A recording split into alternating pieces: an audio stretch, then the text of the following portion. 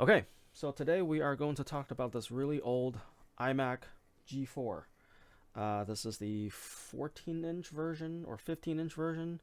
It has a G4 700 megahertz processor, 512 megs of RAM. I picked this up from Facebook Marketplace for $50.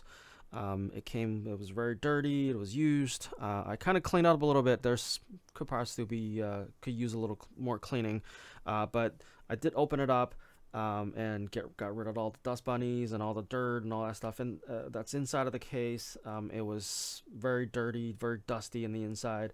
I did not show or record any of the parts where, with the cleaning and all that stuff. I also did a little bit of upgrade while I was in there.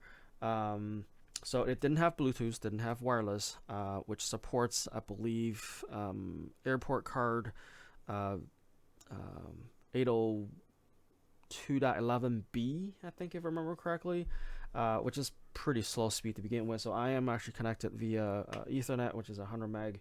And I've added a Bluetooth dongle so to allow me to add the actual Apple wireless keyboard.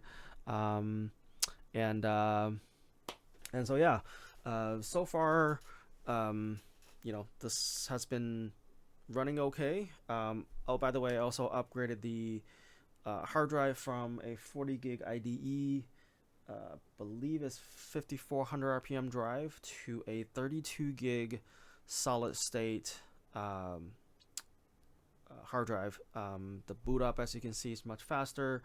Um, it's not the fastest drive. I didn't actually spend money on getting a new drive. I'm pretty sure if I installed a newer drive, it might actually run a little even faster. But with the age of this Mac, I don't think it really going to take a full advantage of any of the SATA, you know, drives with their new speed.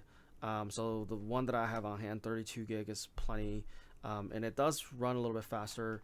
And also went from macOS 10.3.9 upgraded to 10.4.11, which is the latest macOS that runs on this PowerPC G4 iMac, and that's pretty much all I can say about this Mac. The screen still works great.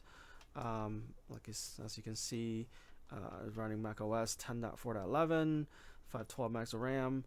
It's actually faster than I thought it was going to be. Obviously, it's running a older macOS. I'm pretty sure it'll slow down when if even if I modify the booter, and I think I can get it up to 10.5. So anyways, being an older Mac, this is most likely going to be used as more or less retro purposes. Obviously, Safari doesn't quite really work that well. I've downloaded Firefox, which doesn't work. Some of the sites, again, it's too old. I think Firefox is version 3.6.28 is the latest version, and then Safari is whatever that comes with the macOS. Now, because it's online, I am actually going to try to see if I can run the software update and see if there's still any updates. I believe last time I did this, there were 4 items that are listed. So anyways, the other thing that I also upgraded is the CD-ROM. So the optical drive came with the unit was just a CDRW rewritable drive. So I have replaced it with a DVD-RW, which in Mac's terms is more or less like a super drive. For some reason, the USB super drive that I have actually have an Apple super drive, and it doesn't seems to work right. So anyway, so I upgraded the internal one, and it works great. It should work great. There you go. Again, one of the downsides about this device is obviously, despite the age, it doesn't have any buttons really for the most part, other than the power button in the back. So it relies on a keyboard that has an eject button. I'm in the process of buying a wired USB keyboard that looks very much like this, which has 2 USB ports in the back of the connection. So I have the Mighty Mouse, I think is the Mighty Mouse, whatever the mouse that this is called.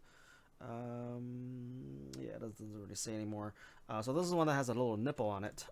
That's like a little trackball, and does allow me to do the different settings for the mouse. So you can see there's a primary button, secondary button, which is kind of nice. And obviously I turned the actual button off on the little scroller, and it's supposed to scroll vertically and horizontally.